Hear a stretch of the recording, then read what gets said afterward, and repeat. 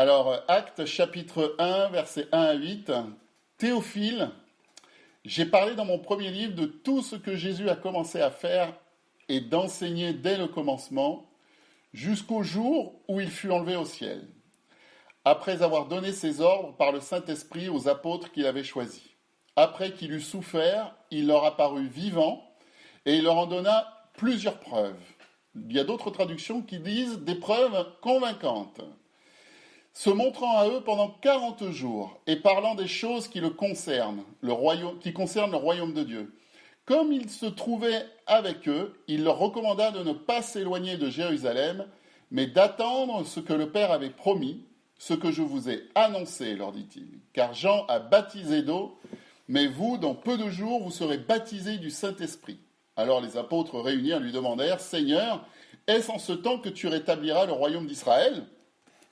Il leur répondit, ce n'est pas à vous de connaître les temps et les moments que le Père a fixés de sa propre autorité. Mais vous recevrez une puissance, le Saint-Esprit survenant sur vous, et vous serez mes témoins à Jérusalem, dans toute la Judée, dans la Samarie et jusqu'aux extrémités de la terre. Alors, cette histoire, on la connaît, puis cet envoi, on le connaît aussi, hein, c'est toujours très chouette de l'entendre. Et ça commence par une salutation de Luc à Théophile. Théophile, c'est un disciple quelque part de Luc, un ami profond de Luc, et qui signifie d'ailleurs Théophile, ami de Dieu, amour de Dieu. Et dans ce passage que Luc écrit à Théophile, on voit que Jésus, il raconte l'histoire, hein, donc c'est Luc qui l'a entendu de gauche et de droite, puis il la raconte à Théophile. Et on voit que Jésus a continué à enseigner les disciples jusqu'au jour où il a été enlevé au ciel. Et il s'est montré à ces hommes, et il leur a donné de nombreuses preuves, nous dit la parole de Dieu, et certaines traductions disent des preuves convaincantes qu'il était vivant. Alors, il leur a donné des preuves convaincantes, mais pourquoi leur a-t-il donné des preuves convaincantes ? Tout simplement parce qu'ils avaient besoin de preuves convaincantes qu'il était vivant. Alors, on aurait pu dire, en regardant les disciples, hein, écoutez les disciples, vous auriez pu avoir un peu plus de foi, hein, vous avez resté 3 ans avec Jésus, vous auriez dû croire davantage, mais la réalité, c'est qu'ils avaient du mal à accepter et à comprendre ce qui se passait au moment où ils le passaient dans leur vie. Et à cause de ça, ils ont eu besoin de ces preuves que le Père leur a données, des preuves convaincantes pour qu'ils puissent croire. Il leur a donné ces preuves convaincantes parce qu'ils en avaient besoin. Il ne leur a pas dit, bien, vous devriez juste essayer de croire un peu plus fort, hein, parce que là, vous êtes vraiment au plus bas. Vous auriez dû faire plus pour croire, hein, vous devriez croire aveuglément. Non, il leur a donné quelque chose à voir, il leur a donné quelque chose à sentir, à toucher, à palper. Il leur a donné quelque chose pour être avec lui, pour qu'ils puissent croire en lui. Ils avaient besoin d'être émerveillés et remplis de joie. Ils avaient besoin de preuves convaincantes parce qu'ils n'arrivaient pas à croire, tout simplement. Et la preuve, c'est que même Thomas, au tout début, il n'a pas cru.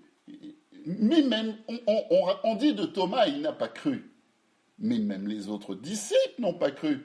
Lorsque Marie de Magdala est revenue voir les disciples alors qu'ils étaient confinés dans leur pièce, là, et puis que Marie de Magdala, mais j'ai vu Jésus ressusciter. Les autres, ils ont dit, écoute, t'es gentil, hein, t'es une femme d'abord, donc déjà on ne te croit pas, par essence, c'était un peu ça qu'ils leur ont dit, hein, c'est ce qui est écrit dans la parole. Mais quelque part, ils n'ont pas cru non plus. Vous voyez, ils n'étaient pas dans une dimension de foi exceptionnelle. C'est justement parce qu'ils n'étaient pas dans cette dimension de foi qu'ils ont eu besoin de ces preuves convaincantes qu'ils ont reçues. Et vous savez, une des choses que les gens rencontrent pour saisir l'amour du Père, que j'entends très souvent, c'est l'amour du Père, c'est trop beau pour être vrai. Hein ? Et surtout ceux qui ont déjà souffert du monde religieux et du système religieux chrétien, je dis bien du système religieux, et en fait ils pensent en eux-mêmes, je ne veux pas être déçu à nouveau, et c'est trop beau pour être vrai. Et le vrai danger de ça, c'est qu'ils peuvent se refermer et endurcir leur cœur. Et je crois que c'est là que nous avons vraiment et véritablement le choix. Le danger, c'est de se refermer et de s'endurcir, d'endurcir son cœur, parce que là, on va empêcher quelque part l'amour. On va pas pouvoir se connecter à son amour. Et au contraire, il faut tout à nouveau se rendre vulnérable et s'exposer à nouveau parce qu'on a besoin qu'il nous rassure sur le fait qu'il me conduit et qu'il prend soin de moi comme quelqu'un, comme un membre de sa famille. Vous avez jamais vécu cette expérience? Et je reconnais que quand on vit dans les moments de School A, ce moment où finalement on est mis à part pour justement pouvoir ouvrir son cœur et recevoir. C'est là qu'on a besoin d'être vulnérable. Parce que quand nos cœurs sont ouverts, qu'ils sont exposés, c'est là qu'on peut avoir un cœur à cœur. Et les disciples, dans cette situation, ils étaient vulnérables. Ils avaient eu peur d'être martyrisés à leur tour, comme Jésus avait été martyrisé. Et ils avaient besoin de preuves convaincantes. Et quand on a besoin de preuves convaincantes, c'est qu'on se sent vulnérable à quelque part. Et ils avaient besoin de preuves convaincantes et nombreuses. Vous savez, ce n'est pas vrai que nous sommes toujours pleins de foi et victorieux à chaque instant de nos vies. Alors là, ça va peut-être vous choquer parce qu'il y a beaucoup de gens qui prêchent l'inverse. Et moi, je pense que justement, si c'était la vérité, qu'on pouvait être plein de foi et victorieux à chaque instant de nos vies, on n'aurait pas besoin de prêcher sur la foi, on n'aurait pas besoin de prêcher sur la victoire. C'est justement parce qu'on ne l'est pas qu'on a besoin de le vivre. Et dans certains moments de nos vies, nous exposons notre vulnérabilité, notre cœur, et Dieu aime donner des preuves convaincantes qu'il nous aime et qui vont nous rassurer, qui vont nous encourager, qui vont fortifier notre foi, qui vont nous parler cœur à cœur, qui vont devenir comme une puissance à l'intérieur de nos vies. Et Father Heart, c'est exactement ça, c'est ouvrir son cœur pour qu'il se révèle, qu'il nous révèle qui il est à l'intérieur de nos cœurs. Et la première chose qu'il va nous révéler, la toute première chose qu'il va nous révéler, c'est son amour. Son amour indéfectible pour nous. Alors que nous en avons besoin, il vient nous fortifier par son amour. Parce que l'amour parfait bannit la crainte. Il n'y a plus rien qui reste. Et nous devenons alors des donneurs de vie, de ceux qui pouvons communiquer l'amour qu'il nous a donné. Alors les disciples, ils ont eu ces preuves et il a mangé avec eux sur la plage, il a marché avec eux sur le chemin d'Emmaüs et c'est absolument extraordinaire. Combien ont mangé avec Jésus ressuscité autour de la table, hein, là, comme ça, en train de parler. Et puis même les disciples d'Emmaüs, ils ont vécu ça et puis leurs yeux se sont ouverts et là, il a disparu. C'est quand même extraordinaire. Et puis, à la fin de sa présence avec eux, il leur a donné cet ordre. On continue notre chapitre, hein, notre cheminement dans le chapitre des Actes. Et il leur dit, alors qu'il se trouvait avec eux, au verset 4, de ne pas s'éloigner de Jérusalem, mais d'attendre. D'attendre. Ne quittez pas Jérusalem, mais attendez. Ne quittez pas Jérusalem. Il y a des moments où il faut savoir attendre. De ne pas quitter Jérusalem, ne pas quitter l'endroit où nous sommes dans sa présence, mais attendre le don du Saint-Esprit qui est promis. Parce qu'il y a des dons du Père, il y a des dons du Fils, mais il y a le don du Saint-Esprit que vous devez attendre. Et vous savez, dans la première partie de ma vie chrétienne, avant que je ne découvre Father Heart, avant que je ne découvre le cœur du Père, ce message fantastique, eh ben, j'étais dans un mouvement religieux où finalement on devait toujours faire plus d'efforts, toujours avoir plus de foi. Il fallait toujours s'engager dans quelque chose, il fallait toujours changer quelque chose, lire plus la parole, prier plus, se lever plus tôt, passer plus de temps dans sa présence. Mais c'était comme un devoir à réaliser et on ressortait de là, et je suis ressorti de là frustré, ce n'était jamais assez. Et finalement, c'est ça qui m'a amené dans une dépression à l'intérieur de moi-même, quelque part. Et il a fallu, reconstruire tout ça. Et quand j'ai découvert ce message de Favre, ça a changé ma vie. Et il y a des dons du Père que nous devons attendre. Ces dons que nous devons attendre, je vais vous dire, on ne peut pas les recevoir si nous sommes occupés. Et c'est ce que Jésus a dit à ses disciples. Je veux que vous attendiez le don. Parce que si vous n'attendez pas ce don, vous n'allez pas manifester ce que vous auriez dû manifester. Et donc, nous dans cette période de vie que nous sommes en train de vivre actuellement, avec le confinement, avec tout ça, quelque part, nous sommes nous aussi dans une espèce de temps d'attente. Alors l'attente du déconfinement, certes, mais ça n'a pas changé. Si nos cœurs s'ouvrent, il y a quelque chose, un don particulier que Dieu va pouvoir mettre à l'intérieur de nos cœurs. Et peut-être il est déjà en train de le déverser à l'intérieur de vous. On est dans ce temps de bientôt la Pentecôte, du Saint-Esprit qui va venir. Et je suis persuadé, c'est pas un hasard cette situation, c'est pas un hasard que ce soit arrivé maintenant. Je suis persuadé que dans ce temps d'attente, Dieu est en train de préparer les cœurs pour les remplir à nouveau, pour remplir quelque chose. Dans ce temps d'attente, en fait, c'est le cœur qui s'ouvre. Et parce que il veut être pour nous ce que nous ne pouvons pas être pour nous-mêmes. Il veut être à l'intérieur de nos vies ce que nous ne pouvons pas être pour nous-mêmes. Vous voyez, les disciples, il ne leur a pas dit d'aller en Galilée pour pêcher, il ne leur a pas dit ces choses-là, non. Ils auraient peut-être eu l'envie de le faire, ils auraient peut-être eu envie d'aller faire un voyage missionnaire, mais il leur a dit, non, attendez à Jérusalem. Tant que vous n'avez pas reçu ce cadeau qui vous est promis, attendez à Jérusalem. S'ils n'avaient pas fait ça, ils n'auraient probablement pas reçu le Saint-Esprit, le cadeau qui allait venir. Et il y a des cadeaux que, lorsqu'on veut les recevoir du Père, qui ne viennent que lorsque nous attendons. Parce qu'au travers de l'attente, il y a une ouverture du cœur. Et lorsque nous faisons un tas de choses pour lui, en réalité, nous avons déjà reçu notre récompense, c'est les choses que nous faisons. Et lorsqu'il leur a dit d'attendre ce cadeau qui va arriver, il continue, le même verset, il dit « que mon Père a promis ». Voyez-vous, le Saint-Esprit qui a été promis, c'est le Père qui a promis de le donner. Alors, il leur dit « ne quittez pas Jérusalem, attendez le don promis par mon Père ». Et il continue « dont vous m'avez aussi entendu parler ». Ce don, celui qui vient, qui est promis par le Père, c'est celui dont Jésus lui-même a promis au travers de tout ce qu'il leur a dit dans le passé. Et alors, qu'est-ce qu'il leur a dit ? Allons voir ensemble à l'intérieur de l'évangile de Jean. Il y a d'autres passages dans les autres évangiles où il en parle, mais j'ai choisi l'évangile de Jean parce que j'aime bien l'évangile de Jean. Mais qu'est-ce qu'il leur a dit à l'intérieur de cet évangile ? Quel est ce don qu'il leur a promis, ce don qu'ils devaient attendre, ce don qui va arriver ?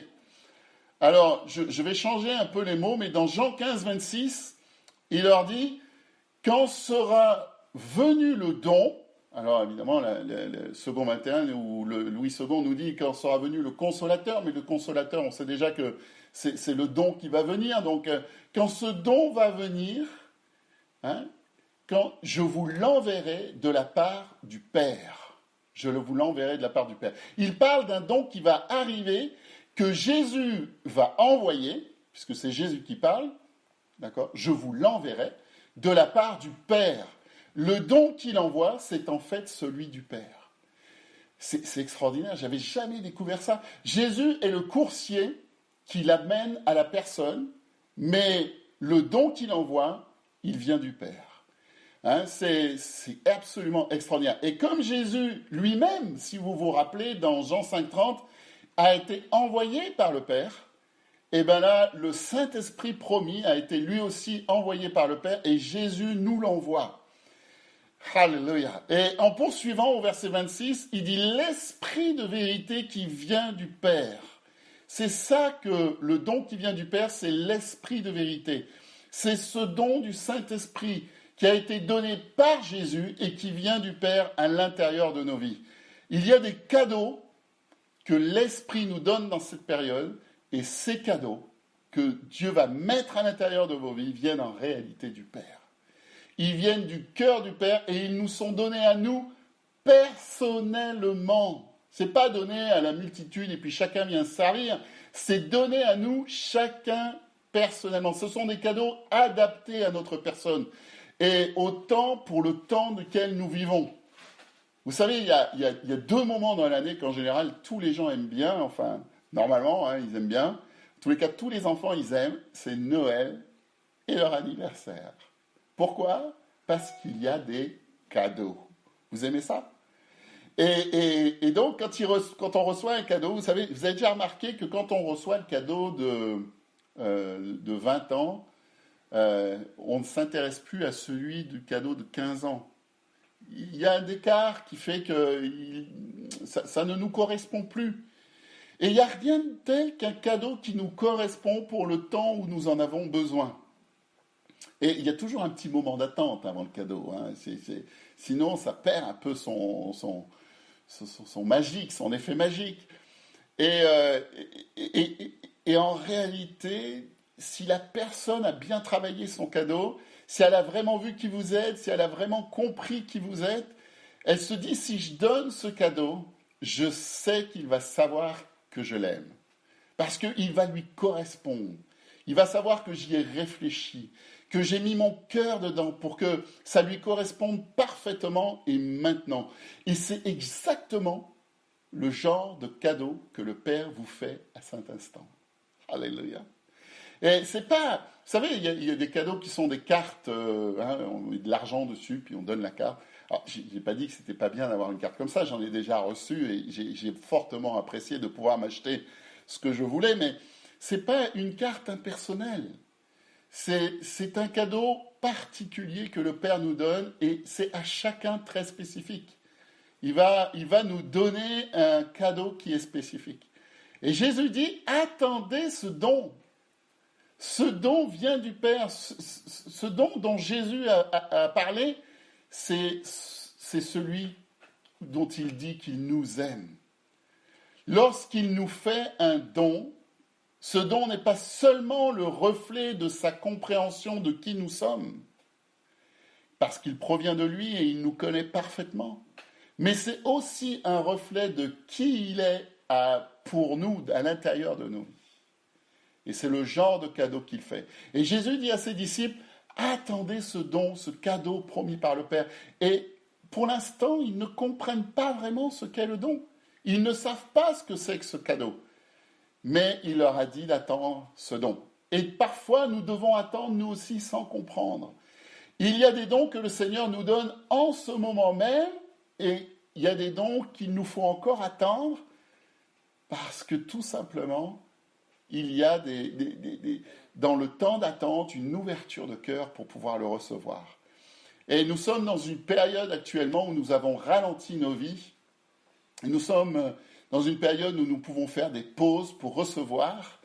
Et c'est au travers de ces pauses, nous pouvons recevoir des choses exceptionnelles. Et le premier don, je le disais tout à l'heure, c'est son amour.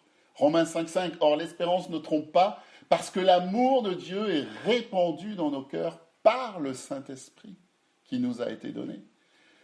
Et l'amour qui a été répandu, parce que le Saint-Esprit est comparé aussi dans Romains à un moment donné, l'esprit de vie, et il est aussi comparé à l'esprit d'amour. C'est un esprit d'amour qui est déversé, et Paul dira dans Romains, mais grâce soit rendue à Dieu, parce que c'est celui qui nous délivre de ce corps de mort, de cette conséquence de la loi du péché et de la mort. Et cet amour que Dieu déverse au travers de son esprit dans nos vies va produire un don, va produire d'autres cadeaux à l'intérieur de nos vies. C'est le don du don, c'est le cadeau du don. Hein, on se souvient de ce qu'on a dit il y a 15 jours. L'amour, c'est le panier. Hein, dans Galates 5,22, l'amour, c'est le panier aux multiples facettes qui va se déverser à l'intérieur de nos vies, qui va produire en nous des choses qui sont différentes. L'amour, quand il vient, va apporter un sentiment de sécurité, il va apporter la paix, il va apporter un sentiment de réconfort, une tranquillité, il va apporter l'affirmation, il va apporter l'approbation dont on a besoin. Peut-être vous n'avez jamais été approuvé à l'intérieur de vos vies, jamais aimé, jamais été attendu apprécié à l'intérieur de vos vies. Et l'amour, c'est celui qui va porter du fruit, et un fruit qui est multiple à l'intérieur de nos vies, et pour chacun différent, suivant nos besoins. Et dans ce fourmillement, le Père nous donne le cadeau dont nous avons réellement besoin en ces temps, dans les moments que nous vivons, dans les moments que nous sommes en train de traverser dans ce moment d'attente. Et si on ne connaît pas toujours le cadeau que le Père va nous offrir, le cadeau que chacun va pouvoir recevoir, on en connaît en tous les cas sa nature. Parce que d'où vient le don? Il vient du cœur du Père qui est amour. Jésus nous l'envoie.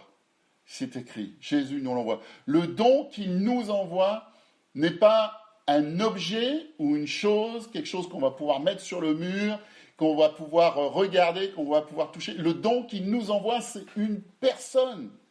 Et cette personne, c'est la personne du Saint-Esprit. C'est sa nature, c'est son ADN qui va produire en nous un fruit multiple.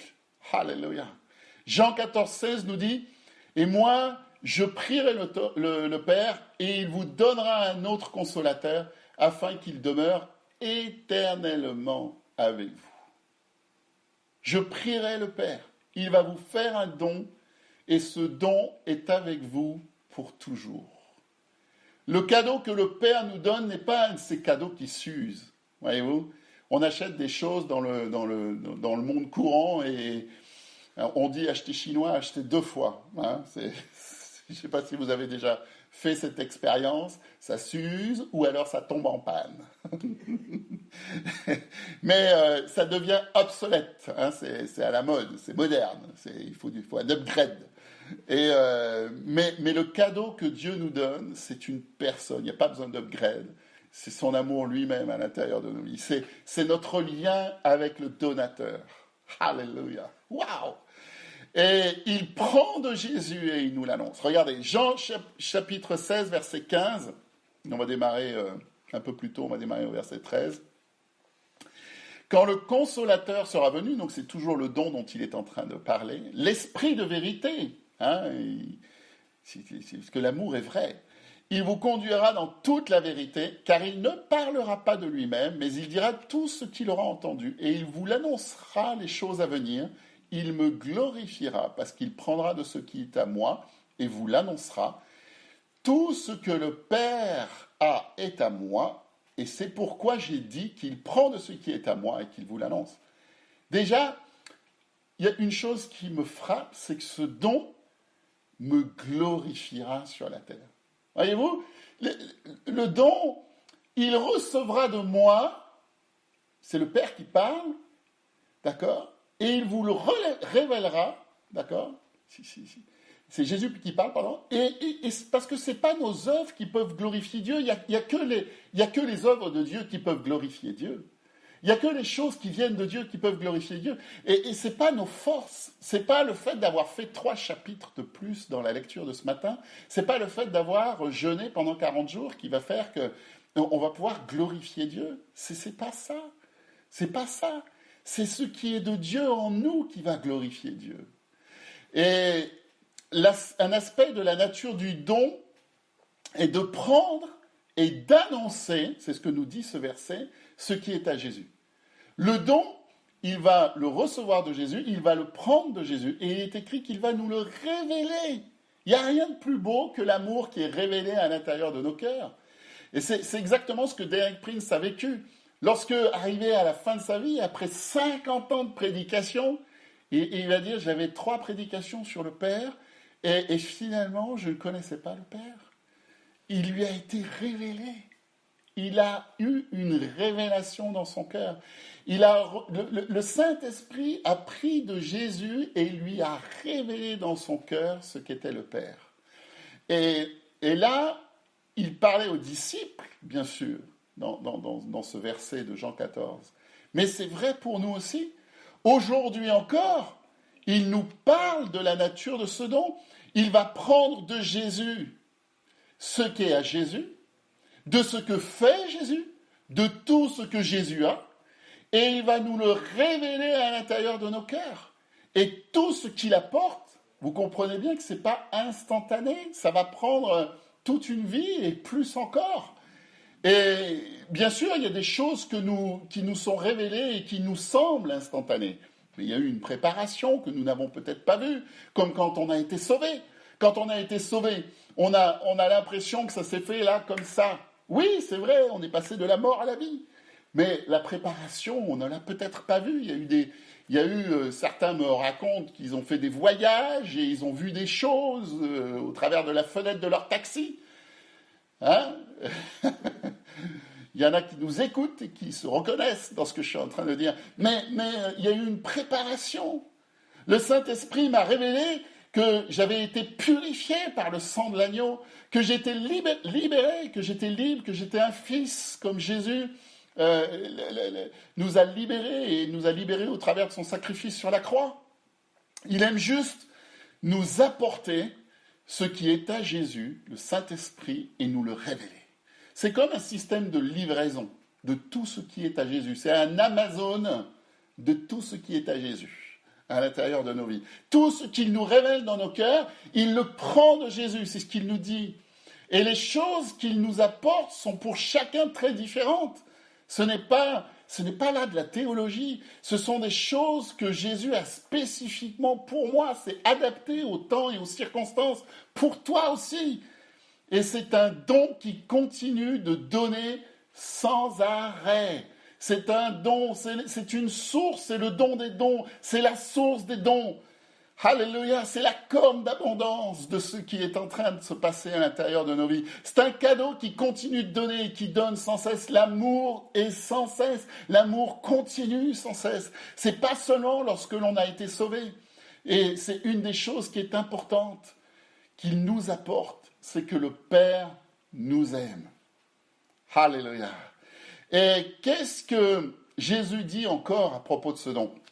Il dit, il prendra ce qui est à moi et vous l'annoncera, il vous le révélera, mais qu'est-ce qu'il va prendre de Jésus?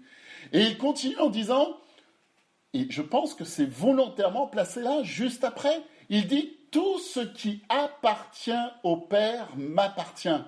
C'est pourquoi, d'ailleurs il précise, il insiste, c'est pourquoi j'ai dit qu'il prend de ce qui est à moi. En fait, Jésus dit tout ce qui est à moi, le don viendra et vous l'apportera, mais pas tout à la fois.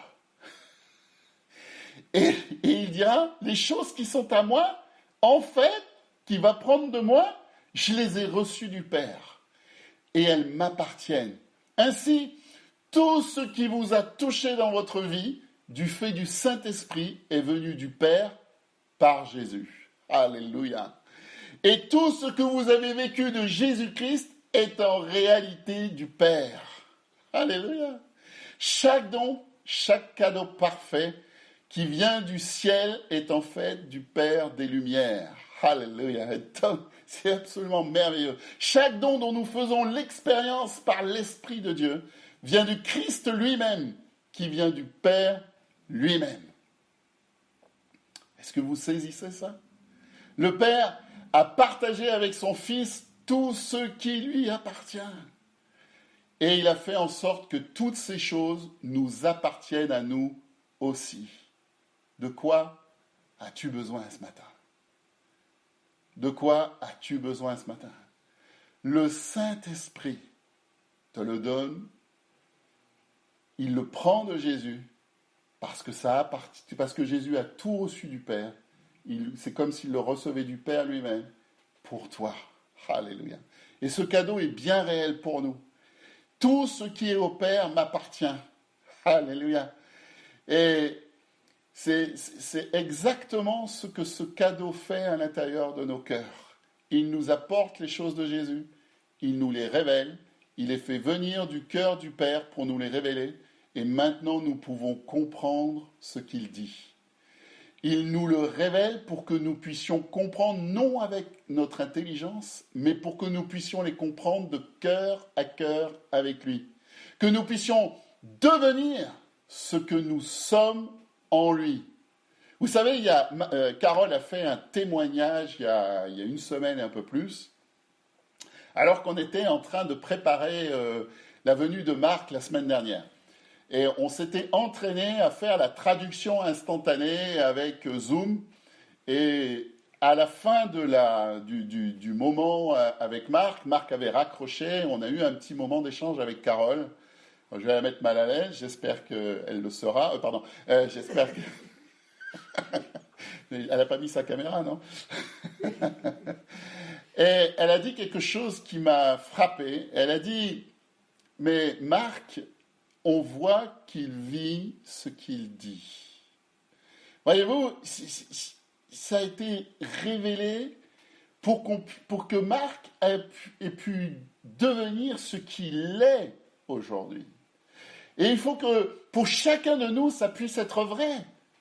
Il faut que les gens puissent voir et dire le même témoignage que ce que Carole a donné sur Marc Gilles, que les gens puissent voir et puissent dire, il vit ce qu'il dit.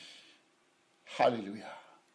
Il a reçu quelque chose et il le vit, ça a été révélé dans son cœur et il est devenu ce qu'il dit.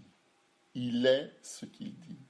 Quand les yeux de notre cœur s'ouvrent, l'amour se déverse à l'intérieur de notre cœur. Alléluia. Et ainsi, Jésus dit, dans notre histoire, ne quittez pas Jérusalem, attendez le don. Dans Jean 14, nous voyons que Jésus nous a préparé une place. La place qu'il nous a préparée, elle est pour ici et pour maintenant. Et dans le contexte de Jean 14, il parle du Saint-Esprit, le don, le cadeau. Ainsi, lorsque le don vient, il vient du Père, il sort du cœur du Père, il reste avec nous pour toujours. C'est un don qui est constant. Il apporte une révélation. Et si nous lui ouvrons notre cœur, le Saint-Esprit nous révèle la vérité. Ah! Jésus était avec le Père. Il est venu dans le monde, puis il est retourné auprès du Père. Et il a préparé une place pour nous. On voit ça dans Jean 16, 28, Jean 13, 3, Jean 14, 17. Mais ce qui est extraordinaire, c'est que il nous a aussi préparés pour ce lieu. Il a préparé un lieu pour nous, déjà, maintenant, tout de suite, dès à présent. Et cette place, on sait qu'elle est dans le sein du Père, mais il nous a aussi préparés pour ce lieu. Comment? Par sa mort et sa résurrection sur la croix. Il nous a préparé une place dans le cœur du Père pour que nous puissions nous-mêmes aller dans cette place-là. Et lorsque, après qu'il ait vu les disciples, il va retourner pour être avec le Père, pour être à nouveau dans le sein du Père, pour que nous soyons nous aussi dans le sein du Père, dans ce cœur à cœur avec le Père, et quelques jours plus tard, il va envoyer ce cadeau.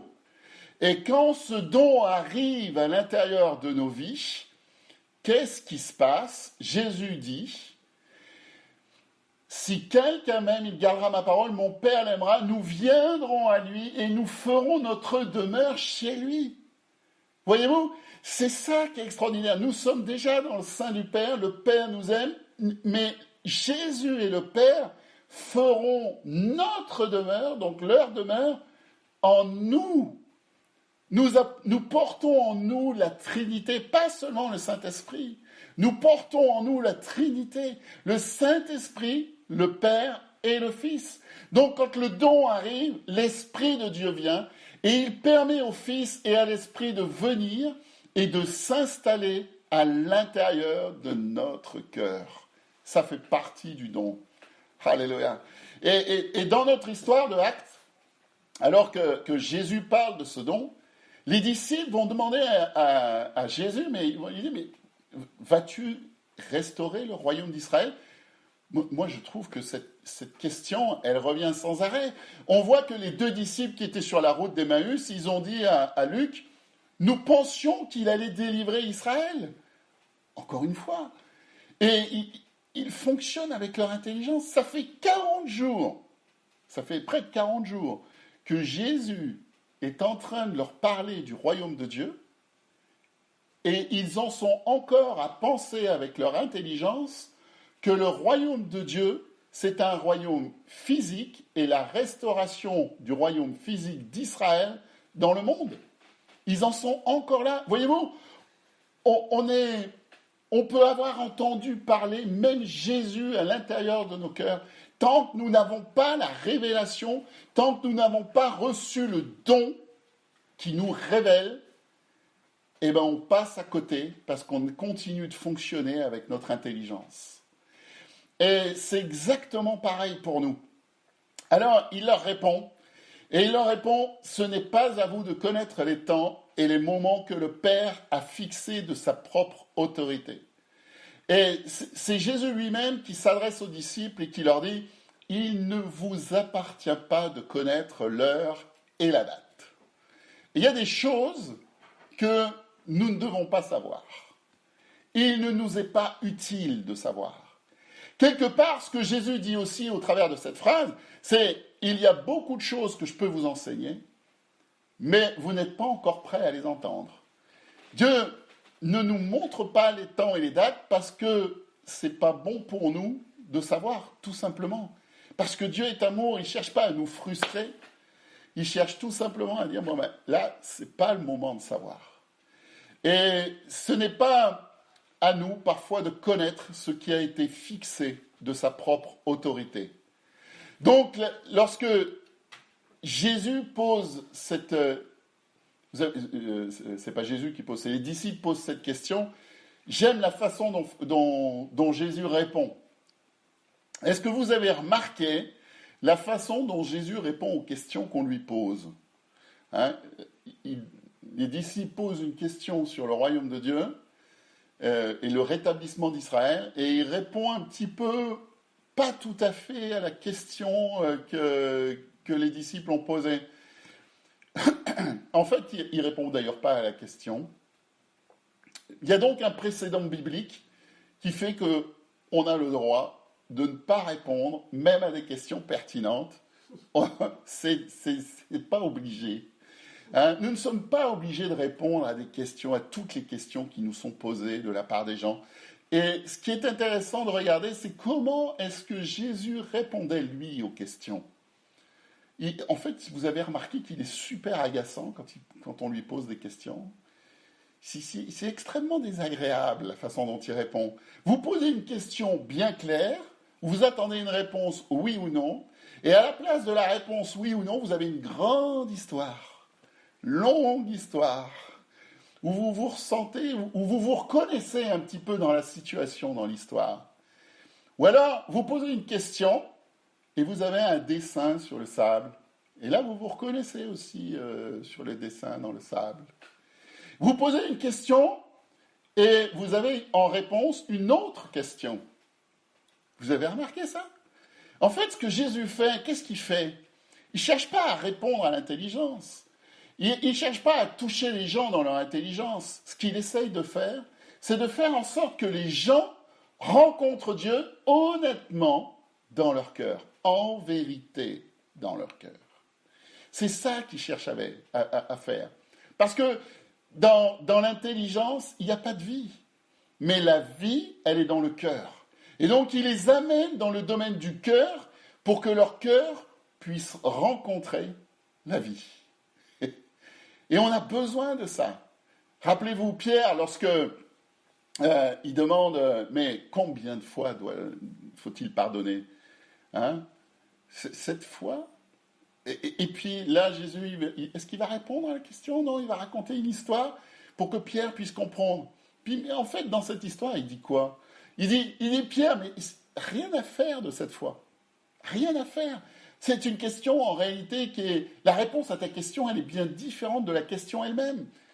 Et il y a des fois, on a besoin qu'on nous raconte des histoires pour qu'on puisse comprendre, non avec l'intelligence, mais avec le cœur. Et un jour, quelqu'un lui a posé une question délicate, et il va lui-même répondre avec une question délicate, en retour, pour révéler quel était son cœur. Non pas pour être plus intelligent, non pas pour montrer qu'il avait de la sagesse, non pas pour avoir le dernier mot, mais pour révéler quel était le cœur réellement en vérité, afin d'amener le cœur à se connecter à Dieu lui-même, à le rencontrer pour ce qu'il a pour eux. Et ainsi, toutes les questions n'auront pas toujours de réponse dans les temps que nous vivons, soit parce que la réponse, elle appartient au Père, soit parce que nous ne sommes pas prêts encore à entendre la réponse. Et peut-être que la réponse, on l'aura dans 10, 15, 20 ans, un mois, 2 mois, un jour. Et on va se rappeler de la question et se dire, ah ça y est, j'ai la réponse. C'est ce que Job a vécu. Job a posé la question combien de fois dans son malheur? Il a fallu qu'il attende le chapitre 40 et quelques pour finalement comprendre la réponse. Dans le temps d'attente, il y a une préparation que Dieu est en train de faire. Et le verset continue et il dit, mais vous recevrez une puissance quand le Saint-Esprit viendra sur vous. Et la puissance qu'on va recevoir, c'est quand le don viendra sur nous. Et on ne le reçoit pas qu'une seule fois. Il y a des choses que nous pensons que nous recevons qu'une seule fois. Je vous en ai parlé. C'était le fait qu'on ait été sauvé qu'une fois. Le fait qu'on ait été baptisé qu'une fois. Le fait qu'on ait été rempli du Saint-Esprit pour la première fois. Et puis des fois, il y a des gens qui pensent, c'est tout, ça y est, c'est fini. Ce sont des choses uniques. Et ces choses elles sont finies. Mais ce n'est pas du tout comme ça que Dieu fait. L'Esprit de Dieu qui est en nous apporte une révélation constante, continuelle, des choses de Jésus qui ont été partagées et données de la part du Père à Jésus pour que nous puissions nous-mêmes les recevoir. Et avoir l'Esprit de Dieu qui est l'amour lui-même répandu dans nos cœurs nous fait découvrir sans cesse une nouvelle révélation et cela n'a absolument rien d'unique. Et c'est même une puissance, c'est la puissance de son amour révélé. L'amour est une puissance. L'amour va nous permettre de vaincre toutes les peurs. L'amour va nous permettre d'aimer au-delà de toute mesure, dans toute situation. L'amour va nous permettre de passer au travers de toutes les épreuves de la vie. Rien ne nous séparera de l'amour du Père. C'est ce que Paul a pu dire, et pourtant il en a traversé, il a été lapidé, il a été laissé pour mort, il a fait naufrage, il a été mis en prison, il a été mis aux chaînes. Et au travers de tout ça, il a connu la faim, il a connu la nudité, mais il a dit, mais rien ne nous séparera de l'amour du Père. C'est l'amour du Père qui est une puissance en nous. Les gens cherchent une puissance qui est une puissance, une force terrestre, mais l'amour est la force et la puissance qui nous permet de traverser. Alléluia, c'est son amour qui fait que nous sommes sauvés. C'est son amour qui fait que les gens sont guéris. C'est son amour qui fait que les gens sont restaurés. C'est son amour qui fait qu'il intervient à des finances des gens. C'est son amour qui est la puissance. Et on le reçoit comme un cadeau parce que c'est un cadeau. Et c'est en ouvrant notre cœur et en admettant que je n'ai pas encore ce cadeau, ce n'est pas qu'on va pouvoir le recevoir. Ce n'est pas en faisant semblant de l'avoir. Ce n'est pas en faisant croire qu'on l'a. Vous savez, tant que je n'y arrive pas et que je fais tout pour y arriver, je vais rester frustré. Mais ce qui compte, c'est son amour en nous. Et on peut toujours recevoir son amour. Ce dont Jésus parle ici, c'est que nous le recevons continuellement. Pour le recevoir continuellement, nous devons admettre que nous ne l'avons pas, tout simplement. Et vous avez la permission, je vais vous dire, vous avez la permission de lui apporter toutes vos préoccupations et toutes vos angoisses, tout ce qui est, qui peut paraître un manque de foi, qui peut paraître une faiblesse, peu importe. Peu importe, Jésus ne regarde pas ça. Il regarde à l'honnêteté de notre cœur pour déverser ce qu'il est lui-même, pour apporter ce don à l'intérieur de nos vies. Vous recevrez une puissance, le Saint-Esprit survenant sur vous. Est-ce qu'il est en train de leur promettre alors qu'ils sont au top de leur foi à ce moment-là? Pas du tout. Ils avaient besoin de preuves convaincantes. Et le verset continue en disant « Vous serez mes témoins à Jérusalem, dans toute la Judée, dans la Samarie et jusqu'aux extrémités de la terre. » Vous serez mes témoins.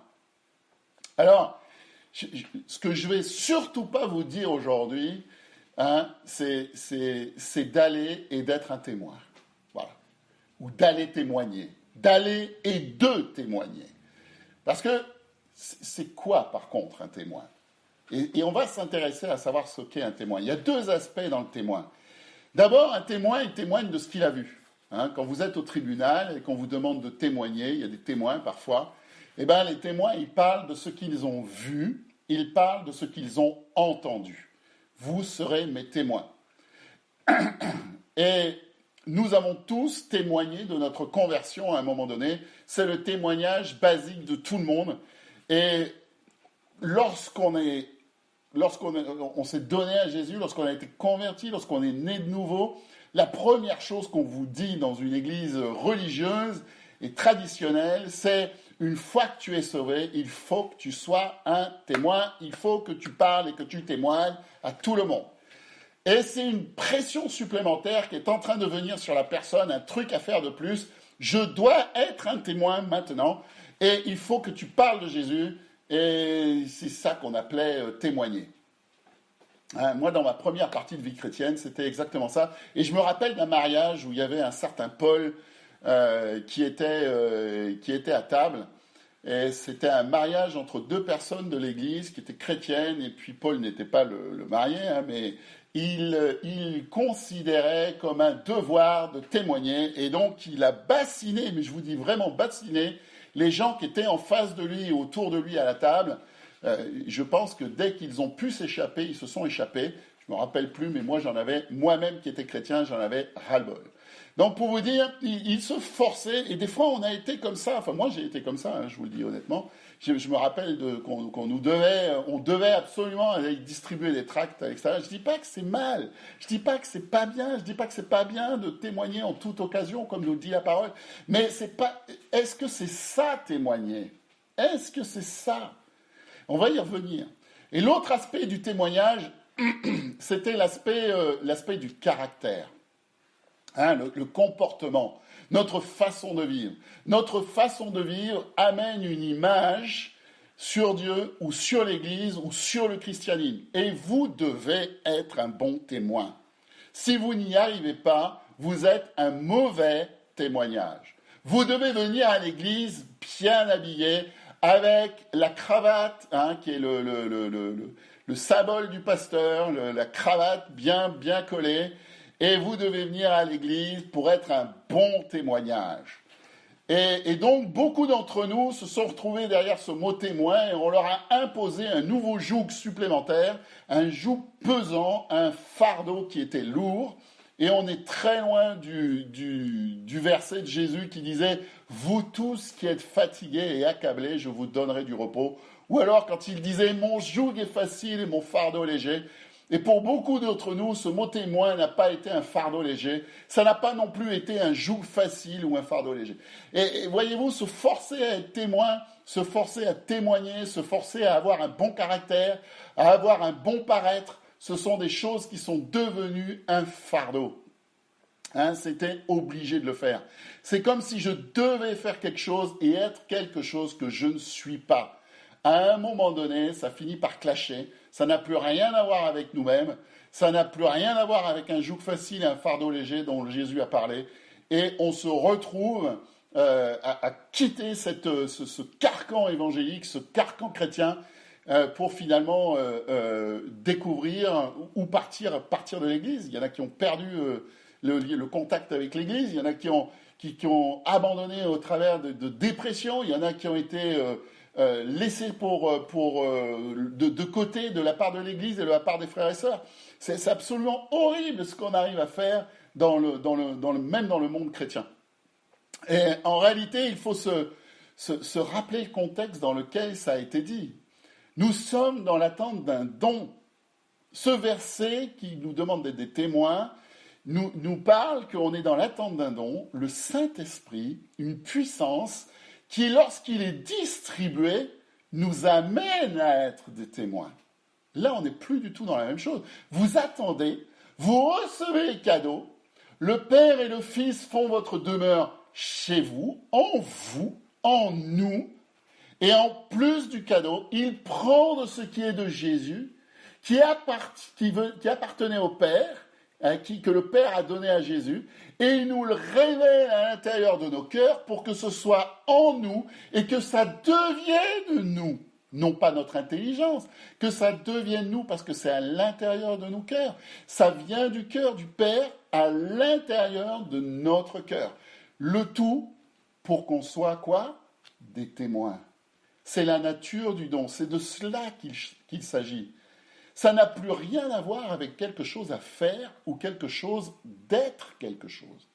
Laissez-moi vous dire que vous ne pouvez pas être un témoin à moins d'avoir vu quelque chose, d'avoir entendu quelque chose, d'avoir vécu quelque chose.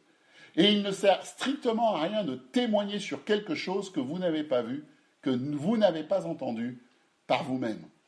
Et je ne parle pas être témoin avec les yeux physiques, derrière ces lunettes, qui peut-être font un petit reflet bleu de l'écran, mais ni même avec les oreilles physiques, mais je parle des yeux et des oreilles du cœur. Vous devez être témoin de lui, de sa présence à l'intérieur de notre cœur, de ce qui a été révélé dans notre cœur. C'est ça qui nous donne la vie, et c'est ça qui va donner la vie à ceux qui l'entendent. Ce n'est pas des choses de l'intelligence qui va donner la vie. Vous savez, il y a une fois quelqu'un, un magnifique orateur, je ne sais plus quoi, c'était un mariage aussi, on lui a demandé de lire le psaume 23. C'était un orateur extrêmement connu. Il avait la façon de parler, la façon de poser les mots, la façon de dire les choses, etc. Et il a dit le psaume 23 d'une manière mais absolument parfaite. Et les gens qui étaient là, il y avait le pasteur qui avait marié les mariés, bien sûr, qui avait fait la bénédiction de mariage. Et on a demandé au pasteur, allez pasteur, dites-nous aussi le psaume 23. Et là, le pasteur, c'est un vieux pasteur, il a fermé les yeux. Et puis là, il a raconté le psaume 23. Je ne manquerai de rien. Je suis dans de verts pâturages. Et là, les gens, ils étaient touchés. Et à la fin, il y en a un qui a dit, il y en a un qui l'a dit, mais il y en a un autre qui l'a vécu. Voyez-vous, être des témoins, c'est ça. C'est parler avec le cœur des choses que vous avez vues et que vous avez entendues à l'intérieur de votre cœur, qui vous ont transformé. Nous ne sommes pas des témoins si nous parlons de quelque chose que nous n'avons pas vu et entendu nous-mêmes. L'amour qui se déverse à l'intérieur de nos cœurs, qui vont ouvrir encore plus les oreilles et les yeux de notre cœur, qui vont toucher, dont nous faisons personnellement l'expérience avec les choses que Dieu a pour nous, dont nous avons vu que maintenant, le Dieu, dont nous avons vu au travers de ça, comment est Dieu, à quoi il ressemble vraiment, dont nous avons vu ce que notre vie elle-même signifie, dont nous pouvons dire « je sais qu'il m'aime », je sais qu'il m'affirme, je sais qu'il a pris mes péchés, je sais il a comblé tous mes besoins d'amour. Il m'aime dans toutes les parties de ma vie. Il ne me juge pas. Même dans les parties de ma vie où je me juge moi-même, lui ne me juge pas. Peut-être tu te juges toi-même. Peut-être tu te condamnes toi-même. Mais lui ne te condamne pas dans ces parties-là non plus. Il t'aime même dans ces parties-là. Peut-être que tu te rejettes. Dans les parties où je me suis rejeté moi-même, il m'aime encore. Et quand l'amour arrive, il n'a pas honte de moi, même dans les endroits où j'ai honte de moi. L'amour est déversé en moi et il produit son fruit. Voyez-vous, l'amour, c'est le panier. C'est le panier qui porte du fruit, qui est renouvelé, qui est constant. L'amour va porter son fruit. Et là, nous devenons naturellement des témoins.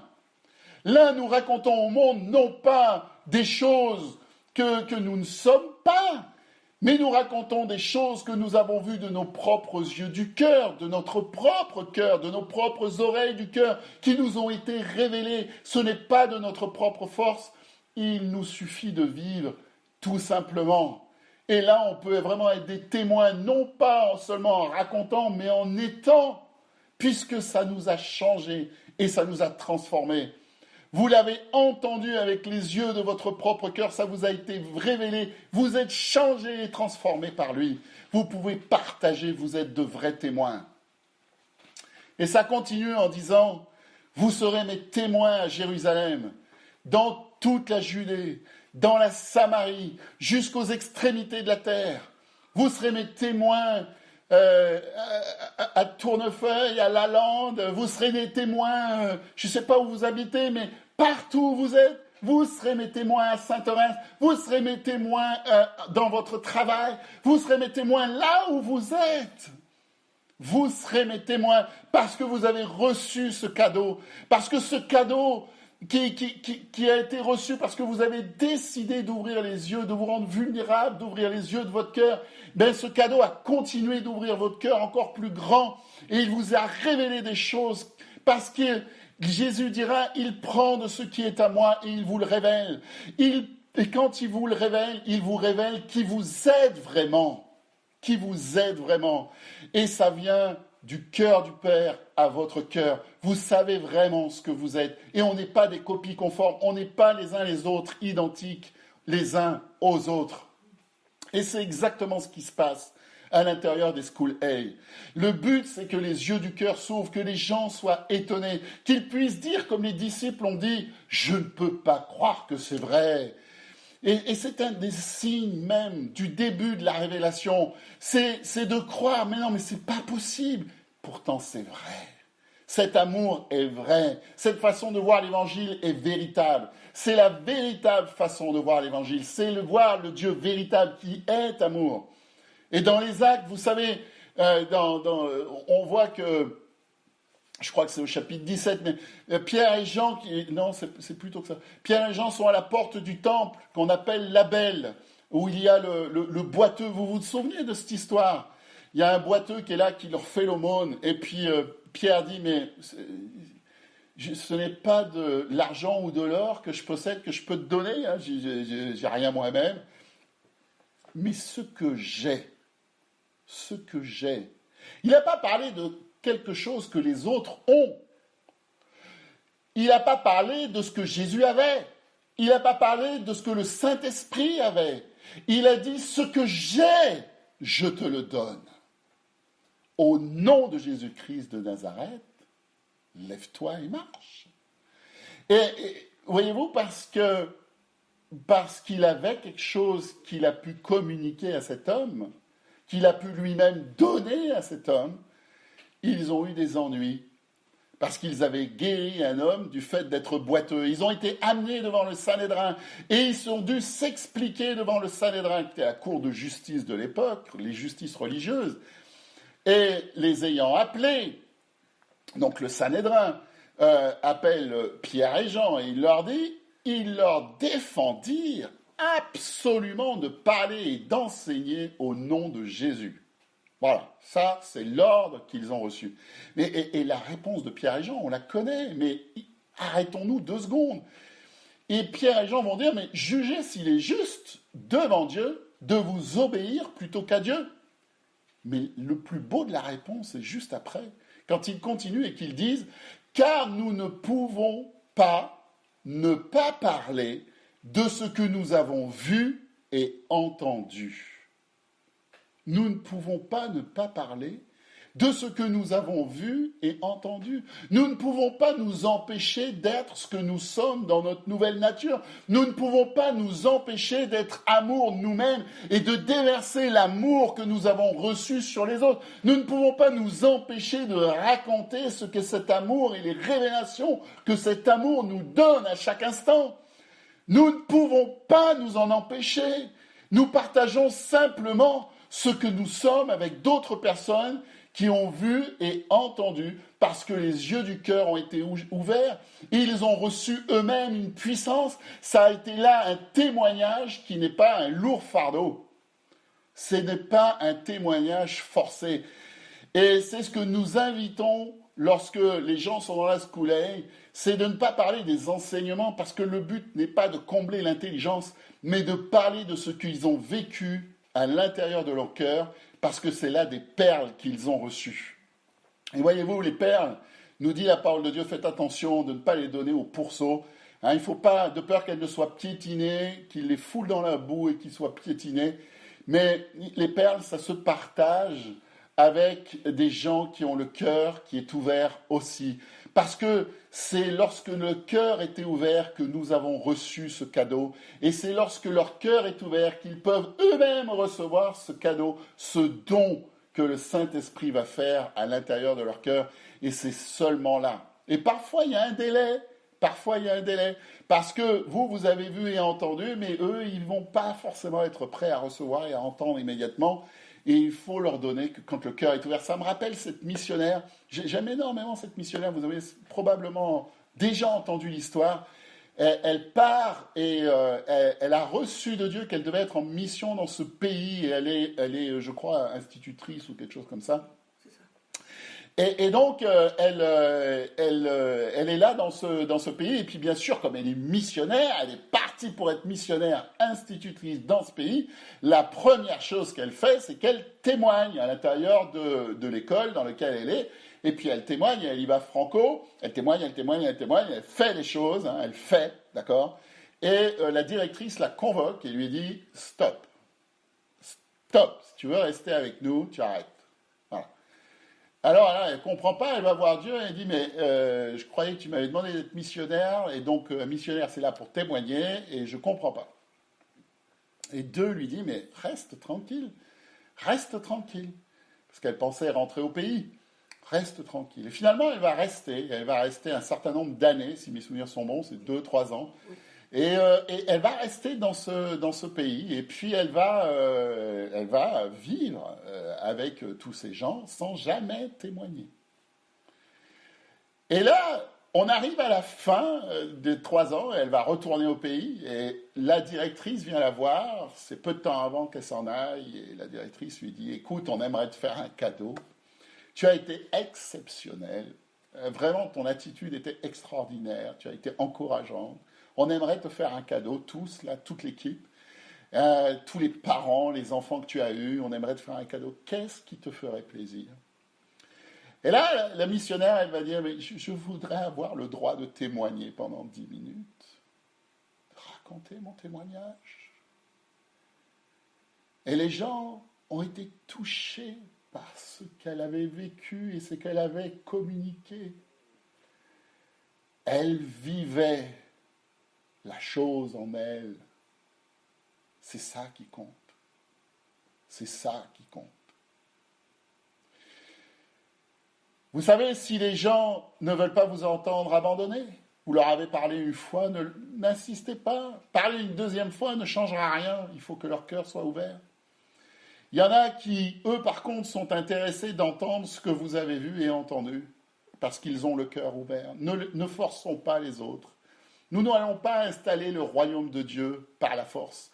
Le royaume de Dieu, c'est un royaume d'amour qui est à l'intérieur du cœur. Et pour ça, il faut une révélation. Ceux qui forcent le royaume de Dieu à l'intérieur de la vie des gens, des autres, ils n'ont pas reçu la révélation.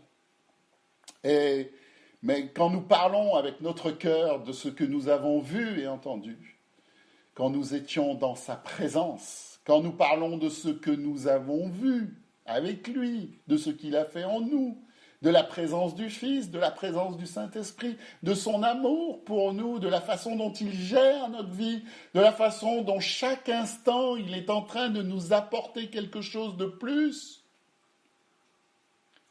de la façon dont on s'est levé le matin et on n'était pas malade, de la façon dont on s'est levé le matin et on a vu un rayon de soleil, de la façon dont une personne va passer vous voir. Lorsque nous parlons des choses que Dieu a révélées dans notre cœur, qu'il a transformées, la façon dont il nous a guéris, la façon dont il nous a amenés à nous aimer nous-mêmes, la façon dont il nous a amenés à aimer les autres et à nous donner aux autres, la façon dont il nous a réussi à nous faire disparaître et à nous ramener non pas de l'état d'orphelin, mais dans un état de fils et de filles adoptés, aimés, qui ne cherche pas à avoir les regards uniquement pour lui, mais juste à être ce qu'il est dans la présence du Père, à être des fils et des filles identiques à Jésus, notre grand frère, à laisser paraître toute la Trinité qui est en nous, au travers de nous. Alors là, il s'est passé quelque chose. Jésus a déjà envoyé ce don il y a près de 2020 ans maintenant, 2000 ans on va dire, parce que ça a 33 ans qu'il est mort. Et c'est une personne, c'est l'Esprit de Dieu. Et en ce moment, il y a des choses dans ce moment d'attente, dans ce moment où nous sommes confinés chez nous, il y a des choses que le Saint-Esprit vous donne et vous révèle, qu'il reçoit de Jésus. Et Jésus les a reçus du Père. Et en ce moment même, je suis persuadé que l'Esprit de Dieu qui a reçu ces choses du Père par Jésus vous les fait connaître, maintenant et tout de suite. Alléluia. Alors, prions un instant. Père, merci de ce que tu fais. Merci de qui tu es. Merci de ce don que tu nous as promis. Rien ne sert de se forcer à être quelque chose. Mais des fois, tu nous dis d'attendre et de recevoir. De recevoir ce cadeau, d'avoir l'humilité d'ouvrir notre cœur. D'avoir le courage de dire je fais un pas de plus encore une fois. J'ai peut-être été blessé par le passé, par des gens qui m'ont blessé, par un système religieux qui m'a blessé, mais je veux y croire une nouvelle fois. Je veux ouvrir mon cœur une nouvelle fois. Je veux laisser la possibilité à l'Esprit de m'apporter ce don continuel. Je veux laisser à l'Esprit de m'apporter ce qui est de Jésus et que Jésus a reçu du Père à l'intérieur de ma vie. Je veux laisser à l'Esprit révéler ces choses en moi. Et vous savez, les choses, des fois, quand il les révèle, ça peut être douloureux. Ça peut être douloureux. Ça peut être douloureux. Il peut y avoir des pleurs, il peut y avoir des souffrances que l'amour va révéler et qui vont s'en aller parce que son amour est là. Et dans ces souffrances qui s'en vont, nous sommes une nouvelle personne à la fin. Il est en train de nous restaurer à l'image de ce que nous sommes en lui, de ce qu'il a designé depuis le début du monde. Et il est en train de le faire. Il est en train de le faire. Il est en train de le faire. Et là, il y a des cadeaux. Peut-être vous trouvez que c'est un moment difficile. C'est un moment difficile pour les finances. C'est un moment difficile d'être enfermé. C'est un moment difficile que d'être privé de liberté. C'est un moment difficile parce que les enfants sont là sans cesse. C'est un moment difficile parce que vous êtes sous la pression. Vous avez peur de perdre votre emploi. C'est un moment difficile parce que les choses ne se passent pas telles que vous les aviez prévues. Si Dieu était vraiment là, il rétablirait son royaume par la force. Mais sa puissance, Dieu est réellement là, mais sa puissance se réalise dans l'amour qu'il vous communique. Et dans le don qu'il vous communique, vous recevrez une puissance. Je vais m'occuper de vous, je m'occupe de mes enfants, je ne vous ai pas oublié, je ne suis pas un Dieu qui a changé. Je n'ai pas changé dans ces circonstances. Le monde a peut-être changé, mais moi, je n'ai pas changé. Je suis fidèle à qui je suis. Je ne peux pas me renier moi-même. Je suis rempli d'amour. Je suis rempli d'amour et je déverse mon amour sur vous. Je déverse mon amour sur vous. Vous soyez comme des enfants. Soyez comme des enfants. Recevez-moi.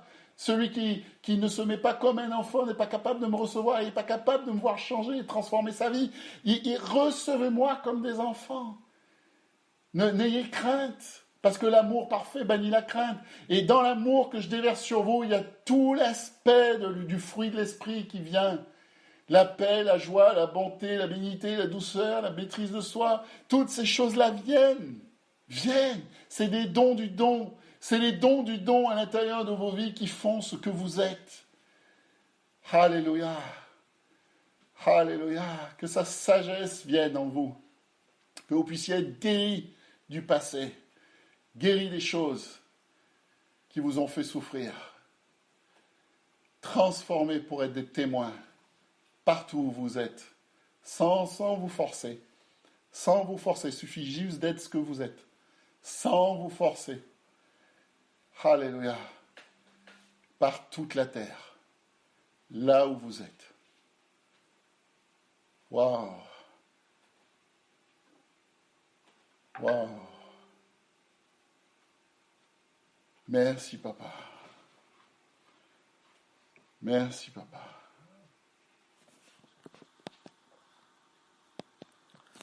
Merci, papa. Alléluia.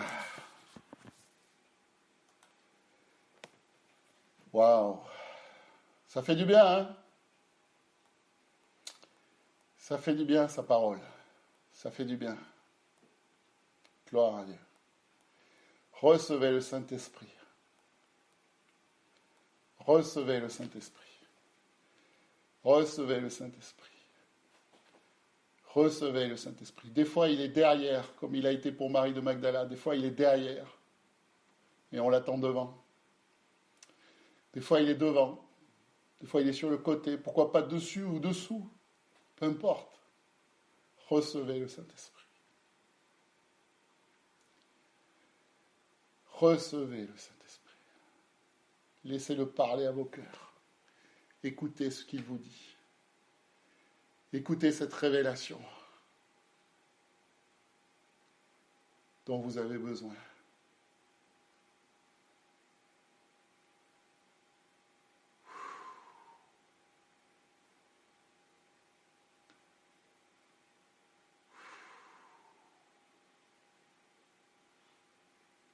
Merci, papa. Amen, amen.